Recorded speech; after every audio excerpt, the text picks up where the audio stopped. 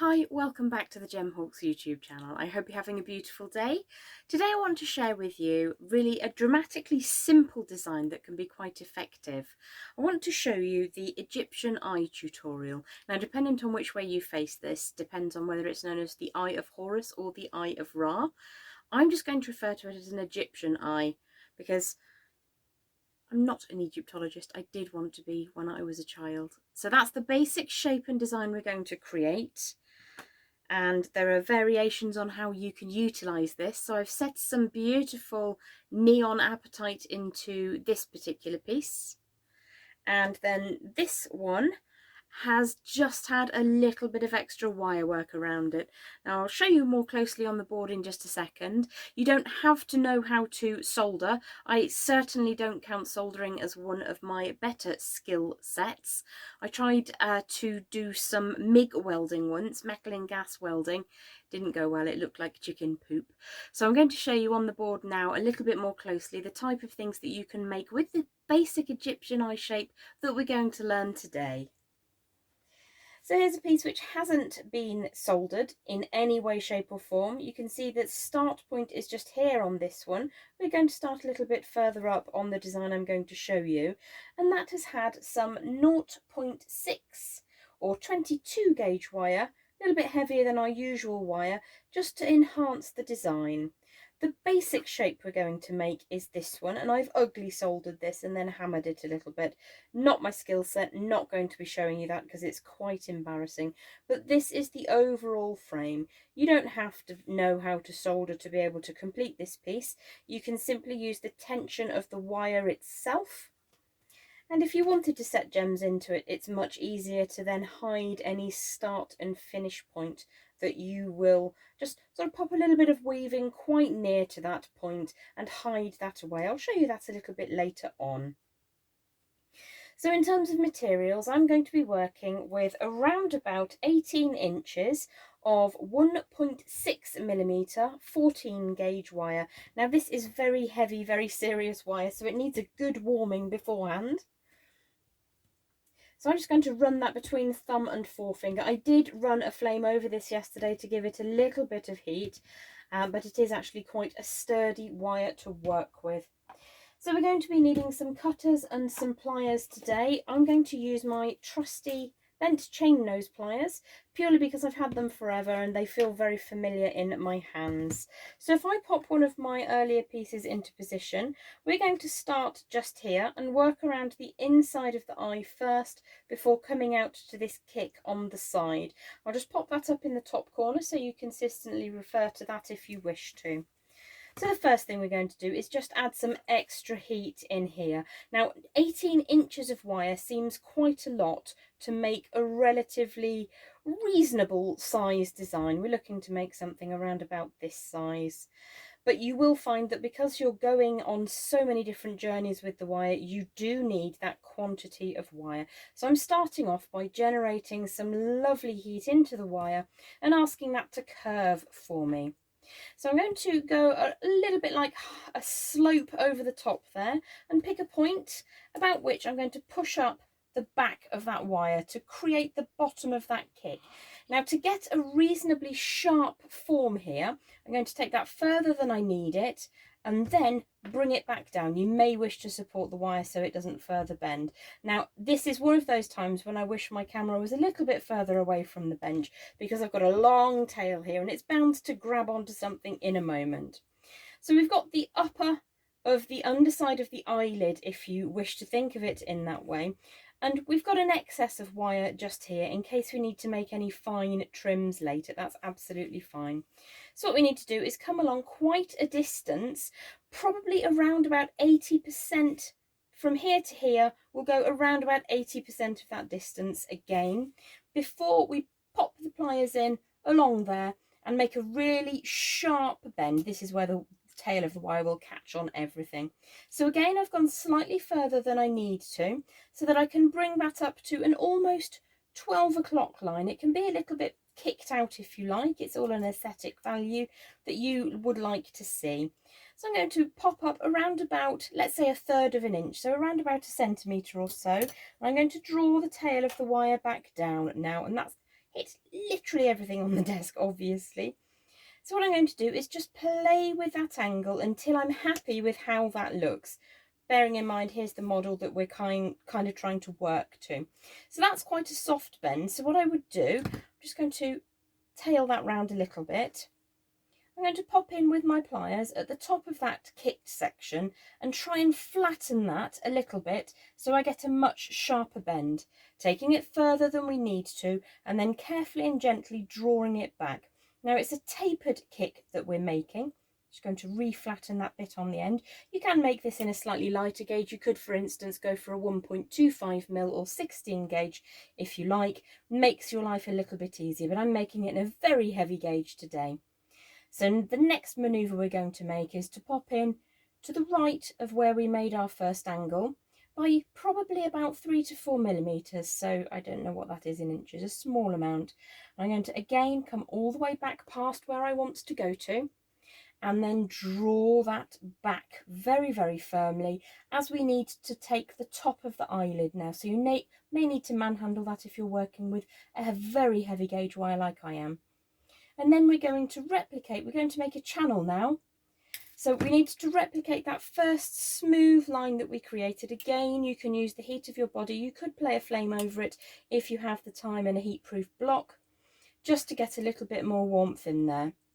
You may wish to, as I say, go for a slightly lighter gauge wire. You can obviously hammer this, as I have done on the sample pieces here. So going to draw that all the way back over the top. Bearing in mind we've got a little bit of spare here, I'm just going to bend that very, very gently. What I want to do is almost make like a fish shape now. So I'm going to draw that wire a little bit further round in a curve over the top. I'm going to grip just here, just to the left of where we started. I'm going to put a sharp bend upwards and then draw that back down. So you do have a noticeable moment of angle change there. And then pop those pliers in and draw that firmly back on itself. Now if you push too far round, especially if you're using bent chain nose like I am, you'll get a curvature on there and you don't want that to be curved. So I'm going to pop onto that tail of wire and try to replicate the distance between the angle that we've just created and the tip on the far side, so that we have that same kind of, it's going back to our old favourite, that sort of lemon shape down here. So what we're going to do now is, as if we were going to create the underside of an eye design, I'm going to start by warming and drawing that round and imagining, if you will, that this was the curve to come all the way around and then meet up here. But around about a third of the way along, we're going to create a beautiful swoosh back out on itself. Now I am going to grip, so it's about a third of the distance between where we've created that angle and where you imagine that eye would complete itself. You're going to bring that down and take the tail of the wire and draw that towards yourself. We're always working in 2 dimensions here. So as if you're working between 2 panes of glass like so. We're not looking for any action on the wire to be in any other direction. So we've got that nice little curve coming back like a hairpin bend. And then we're going to draw that angle down ever so slightly and put a little triangle on here. So quite a firm bend here. If you come right to the tip of your pliers, you can get quite a sharp bend.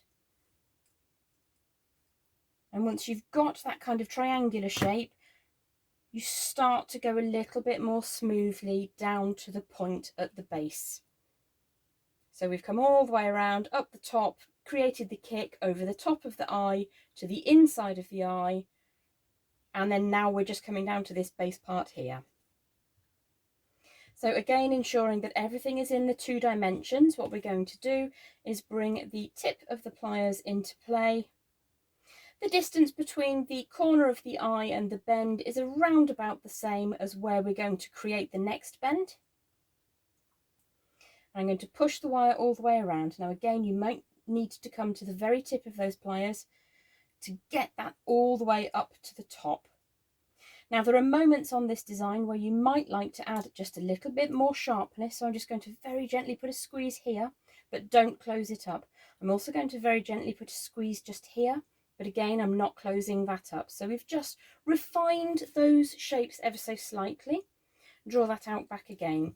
Now just opposite to where the top of this curvature is where our next bend is going to be. So if you imagine a line coming across in this direction, that's where we need the next line change to occur. So we're now going to go for a nice curvy shape. This can be quite small, it doesn't need to be a large little tip here. But we've got another little curvature coming down, and it bottoms out approximately equal with the lower side of the first triangle that we made on this section. Now I am going to put a bit more heat into the wire just now, and that's because I do want a real hairpin bend to occur now. So I'm going to get that nice and warm, pop the pliers in, like so, and you can see the distance. We've got the little swoosh, and we're back up to this kind of level before we turn that back on itself. Now that needs to come back the same way that it came, and this is another one of those moments when you will want to close that up slightly. So I'm just going to use the pliers in my hands to get a little bit more shape. Now you'll notice that because we put some warmth into the wire, you can get that curvature without too much stress and effort. You don't have to break your fingers at this stage. So I am going to give that a bit of a squeeze just here. Very, very gently, just closing that up to a slightly finer point and then opening it back out. Bit more heat into the wire, like so. Now what we need to do is continue on our way as if this underside of the eye is just crossing here. That's where we want the next bend to occur, and we're going to take a right turn just here. So it is important that you continue to heat the wire as you're working. You could play a flame if you wanted to over the surface, but then it takes time to get back to temperature that you can comfortably touch. So I'm just going to make sure that I'm really happy with that. Hold it in the upright position so you can see what we're going to do is take this tail up towards the opposite of the upper lid. So there's the upper lid, there's the lower lid. We haven't got to the inside of that eyelid yet, so we've continued along the lower side. So that's what we're going to do. Just gently stroke the wire, make it warm enough, as if it's going to intersect the upper section, like so. So what we're going to do now is grip the wire, and it needs to come very sharply back towards the central section. That doesn't look sharp enough, so we'll have to fix that in just a second. Get the wire to come back towards the inside of the eye there. So what I'm going to do to make a nice sharp bend here is just give that a bit of a squeeze with the tip of the pliers there, like so, and that needs to come back on the horizontal, like so. So I'm just going to give that a bit of a squeeze, and again I'm warming the wire. Now this line that we've just created was to intersect the upper. The next bend we need to do is to intersect the lower of this lid section. So you can see that we need to pop the pliers in and then draw that very sharply down. Now I'm coming over the top of the design at the moment, but we're still keeping that in a 2D form. Now again, this is one that you might need to play with slightly to get a really lovely sharp bend to. So I'm just going to repeatedly open and close the pliers until I can get a nice sharp bend just here. And I've taken that angle further than I want to. Before gripping that end angle that we've just made, we've just created this section here. I'm going to put some heat back into the wire just with my hands before gripping hold of that little flap that we've just created and drawing the wire around. So I want to draw that round in a nice smooth swoosh so that it comes towards that inner eyelid area. Now what I'm going to do is just make sure that that's completely flat and back into a 2D form. We will be hammering this, so it's not a problem. The reason I've chosen to work with quite a heavy and ungainly wire is in case you don't want to hammer it. You may not enjoy that as much as I do, but I really do. My neighbour probably less so. So I'm just going to play with that until those two sections line up quite nicely, and I'm happy with that. It is quite malleable once you've put some warmth into it. which enables you to just take a moment to make sure that you're happy with how that's sitting. It's really not taking us terribly long to get through this. It is just a case of small modifications as you go. So what we need to do now is put an angle on the inside here, like so, and then push really sharply back along that upper section. Now there are two ways you can undertake the next part. We can cut and then join those two pieces together, either by nature of weaving wire with or without gemstones to hold everything in position by tension, or you can file those ends super flat, get them to line up and add a little bit of soldering to the matter. It's entirely up to you. I'm going to show you the non-soldering way because, as I say, I'm not good enough at soldering to share that skill with you because it's not really a skill. It's me kind of chucking heat at things and hoping. So I'm going to show you now how to put those two flush ends together just by nature of making the frame the correct shape and then making sure that those two ends do butt up nicely with some flush cutters. So coming back down to the board, you've got two options. Because you've got enough wire left over, I'm just going to gently stroke that into position. You could, in theory, if you wanted to, cut your wire at the end here, and then you'd have two lines of wire on the inside upper eyelid, like so, which you could weave together just with any weave that you particularly enjoy. So this is a 3 around the lower wire that I'm pointing at, and then 1 around both of them, and that's drawn those two pieces really tightly together. So you could replicate that on just the inside section here.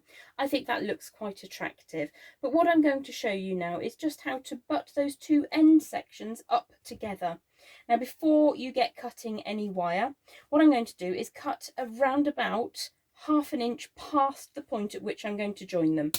And that's just to get this out of the way into my scrap pot for use later, so that it's easier for me to just make sure that everything is exactly where I want it to be in terms of all the angles. Make sure there are no ugly bits that are going to bug you later. Make sure you're happy with that overall shape and form. If you are happy with that, and I'm just going to take a second to get a little bit more curvature on this section, not quite as bendy as I would like, and then this section also needed a moment just to bring that together. So once you're happy with everything, what you will need to do is choose where you think it will be least obtrusive to bring those two sections together. For some reason, I always found that just on the inside corner of that eye seemed to work. So I'm going to rest those two side by side. I'm going to use the flush side of my flush cutters. Just give that a snip, get that out of the way, and then you can see that you could pop those together. If you were going to solder those, you would need to make sure that the angles were absolutely perfect. You would want to cleanse in a pickle to make sure that any grease from your hands or anything on your workbench is removed. You would need to file and make sure that there were no gaps to fill, because solder won't fill those gaps for you. It's just going to join two ends together that are perfectly flush. So if you wanted to solder, you would need to do a little bit more work to make that so. However, your other options are to weave the sections together. Now, if I show you this super closely, you can see that the cut on this one is just here. And all I've done is single wraps around both sections of wire either side of the cut, and chosen to put the continuous wrapping around the wire on the section that doesn't have a cut. So on this one, you would be weaving around the outside, and then you would probably do something like a figure-of-8 basket weave back and forth to the inside, and as you build up, the tension will just hold that into position. Your other option is to use a lighter gauge wire. I have here some 0.4 or 26 gauge wire. Now, the key to safety in adding beads to a longer section like this is to use as long a piece of wire as you can possibly manage. So what I would do is unspool probably 2 feet, 24 inches or 60 centimeters of this finer gauge 0.4 or 26 gauge wire, and I would lay that in the center over the top here, and I would use a good foot of it going across the top, laying gemstones and then coming back this way. and then I would be able to use another foot coming probably all the way around to here before I had to add more wire on. You can't work off the reel when you're working on setting gemstones in a design like this. I am just going to grab a gemstone which I had here a moment ago and they now seem to have disappeared. So I'm going to grab a completely different gemstone than I had planned to use. Got some multicoloured fluorite here, so I'm just going to pop one of those into position. And we'll just show you how you can add gemstones to hide that little gap that we've created. So as I said, I would use a good 2 foot or 60 centimetres of the finer gauge wire, and I'd lay the central section to make a start. So I'm going to wrap 4 times around the upper wire that we're looking at here, and then I'm going to take a pass of wire underneath. Now at this stage I need to make sure that the gap fits my gemstone. So I push the gemstone into that gap, take the tail of the wire on the right hand side, and then I would push that through and wrap 4 times on the far side. So that's 1, 2, 3 times, 4 times, and then I would draw that wire back over the top, bring another gemstone into play, and then continue on my merry way. So if we draw that along to the side that has the cut, what we would need to do is repeat that design. I can cheat ever so slightly here because of that cut. Draw that around into position. I'd bring that as close as I could to the end of my cut zone, and then I would endeavour to tie very, very neatly on the opposite side 4 times around the framework, like so, before coming back with another gemstone. Now what I would probably do here to avoid any issues with the wire opening up, I would have a slightly more open basket weave, and I will show you what that looks like when I add a second bead into position. So I need to grab another bead here, pop that onto the end of my 0.4 or 26 gauge, pop that down, and then draw that across at an angle. And as you build this up, the more stable it will become. So as I said, I'm working with a shorter length of wire just to make my life slightly easier while I'm demonstrating this design to you. So again, you just follow the pattern 3 and a 4th time around. Now when you come to certain areas of the design, you might like to fill that with 2 beads. So I'm just going to wrap once over the top and show you around the design that I created earlier. So quite closely you'll see that there are 3 beads in certain positions, 2 in others, but 1 for the most part. So what you will do as you move along is you will generate enough tension in your design to close that up. If you are able to hammer the design, all the better, because you'll get more rigidity from it beforehand. So obviously I've added some beads onto this now, but I'll just show you very, very quickly some basic hammering on this very heavy wire at the far end away from those beads. So this is a very light hammer that I've got on the desk today. I don't know where my heavy one has gone.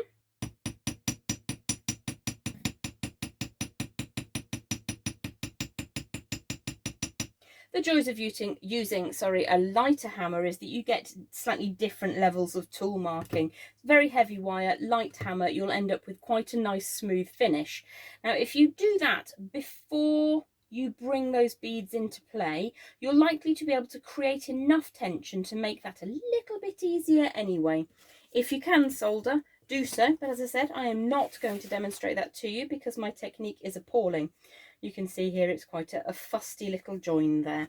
But you do have some options with how you can make this work for you. You can simply hide the join with adding beads or weaving. Now with this piece I used a slightly heavier gauge of wire, which was I think a 22 or 0.6 millimetre.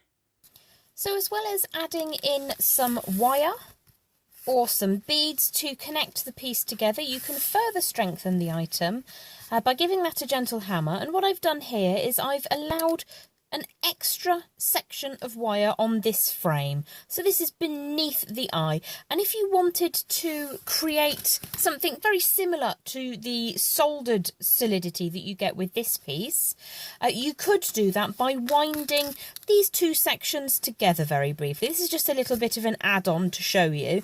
So I've got some 0.4 or 26 gauge wire in a different colour here. This is the Egyptian eye with a double layer just at the bottom there. It doesn't really matter where you double up the layer as long as you think it's pretty. And what I'm going to do is I'm just going to come halfway along my length of wire. There's probably about 20 or so inches of the light gauge wire here. And to begin with, I'm going to wrap 3 times around the cut section like so. I'm just going to push that up really, really neatly. And I'm going to come all the way over the top with the tail of the wire.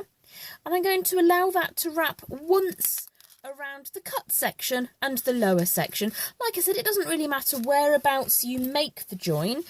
I think I showed in the video earlier a join up here, so you would add an extra length of wire going over the top and you could join those two together in the exact same fashion. So then I'm going to go 3 times around just the cut section like so, and then once again around both of them.